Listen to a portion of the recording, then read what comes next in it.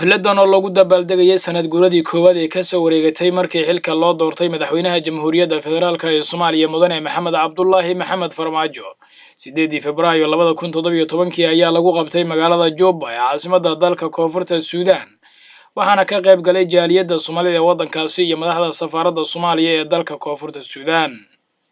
xafladda ayaa dadkii ka qayb galay waxa ay aad ula dhacsanaayeen waxqabadka dawladda muddada sanadka waxaana ay ku bogaadiyeen guud ahaan bulshada Soomaaliyeed inay isgarab taagaan madaxda qaranka iyo guud ahaan hay'adaha kala duwan ee dawladda Soomaaliya.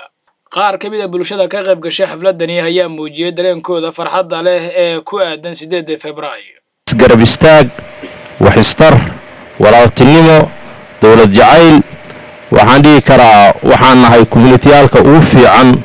East Africa waana ku faani karaa inaan ka mid ahay runtii dawladda hadda jirta oo madaxweynaha ka yahay Maxamed Cabdullaahi Farmaajo madaxweynaheena ra'iisul wasaaraha uu ka yahay Mudane Xasan Cali Khayre waxaan oran karnaa waa dawlad shacab waa dawlad shacabka u hiilisay waa dawlad shaqadeeda ka bilowday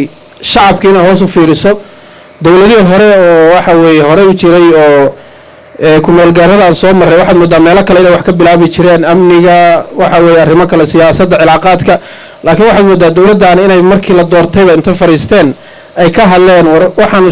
xukuumaynaa madaxuna shacabka arrintiisan ka hadalno. safiirka Jamhuuriyadda Soomaaliya oo fadhiya dalka Koonfurta Suudaan Mudane Xuseen Xaaji Axmed ayaa ka hadlay xafladdaasi waxaana uu tilmaamay in dareenka ay shacabka Soomaalidu muujiyeen hogaamiyaha qaranka Mudane Farmaajo uu yahay mid aan hogaamiyaal badan aysan horay u helin.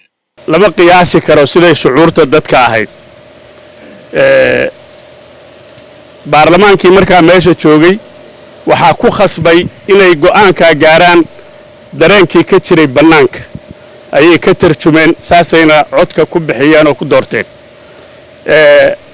muraalka dadka waa wax qaali ah waxa oo la gadan karo lacag lagu gadan kara ma